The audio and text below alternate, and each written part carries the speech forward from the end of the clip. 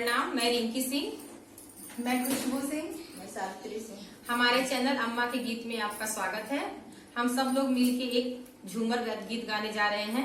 आप मेरे गाना को पूरा सुनिएगा और लाइक करिएगा, और गाना अच्छा लगे तो कमेंट करके बताइएगा। और भी अच्छे अच्छे गाने सुनने हो तो मेरे चैनल को सब्सक्राइब करिए और बेल आइकन का बटन दबाना न भूलिएगा।